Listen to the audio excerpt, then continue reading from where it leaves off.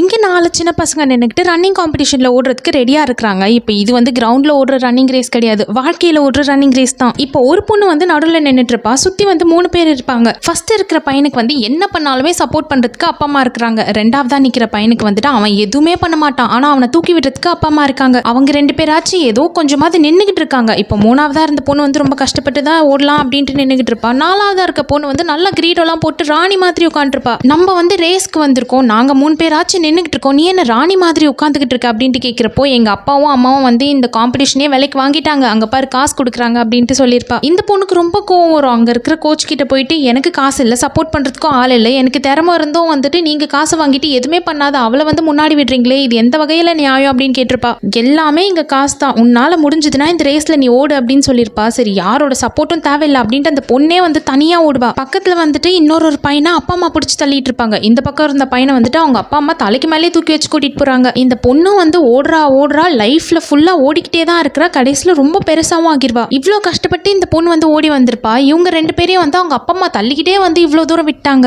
இவங்களாச்சும் பரவாயில்ல, அந்த பக்கம் ஒரு பொண்ணு இருந்தாலும் அவ ரொம்ப அநியாயம். இவங்களாச்சும் ஏதோ பேருக்காவது ஓடுறாங்க, ஆனா அந்த பொண்ணு வந்துட்டு அப்படியே கேஷுவலா நடந்து வந்துட்டு தான் இருப்பா. நான் இங்க முட்டி மோதி அவ்வளோ கஷ்டப்பட்டு வந்து நிக்கிற இடத்துல நீ எப்படி இவ்வளோ கேஷுவலா வந்து நிக்கிற அப்படின்ட்டு கேட்கிறப்போ என்கிட்ட காசு இருக்கு, அங்க பாரு எங்க அப்பா அம்மா வந்து காசு கொடுக்குறாங்க அப்படின்னு சொல்வா. இப்போ இவங்க 2 பேருக்கும் இருக்கிற டிஃபரன்ஸ் வந்து இந்த பொண்ணு பணக்கார வீட்டில் பிறந்திருப்பா, இந்த பொண்ணு வந்து காசு இல்லாத குடும்பத்தில் பிறந்திருப்பா. காசு இல்லாத குடும்பத்தில் பிறந்ததுனால வாழ்க்கை ஃபுல்லா இந்த பொண்ணு ஓடிக்கிட்டே தான் இருப்பா. ஆனா இந்த பக்கம் இந்த பொண்ணு வந்து காசு இருக்கிற குடும்பத்தில் பிறந்ததுனால ரொம்ப ஈஸியாவே அந்த இடத்துக்கு வந்துருவா. இப்போ 2 பேரும் வந்து ஃபினிஷிங் பாயிண்ட்ல வந்து நின்னுட்டாங்க தான். காசு இல்லாத பொண்ணு தான் வாழ்க்கை ஃபுல்லா ஓடி ரொம்ப கஷ்டப்பட்டு அங்க வந்து நின்று இருக்கா. பக்கத்துல இருந்த பொண்ணு வந்து ரொம்ப ஈஸியாவே வந்து நின்னுட்டாதான். ஆனா அந்த ஃபினிஷிங் பாயிண்ட்டை டச் பண்றது யாருன்னு பார்த்தா காசு இருக்கிற அந்த பொண்ணு தான். காசு இல்லாத பொண்ணு வந்து நான்லாம் விட மாட்டேன், இவ்வளோ கஷ்டப்பட்டு இந்த இடத்துக்கு வரணும்னு தான் நான் இவ்வளோ பாடுபட்டு இருக்கேன், கண்டிப்பா உன்னை ஈஸியா வந்த ஆளுங்களெல்லாம் விட முடியாதுன்னு தான் சண்டை போடுவா. நீ என்ன சண்டை போடுறது, போட்டியே நான் வாங்கிட்டேன், இங்க சிஸ்டமே எங்களோடது தான், காசு இருக்கிறவங்களுக்கு தான் இங்க மரியாதை அப்படின்ட்டு அவளெல்லாம் தட்டி விட்டு அந்த காசு இருக்கிற பொண்ணு முன்னாடி போய் ஜெயிச்சிருவா.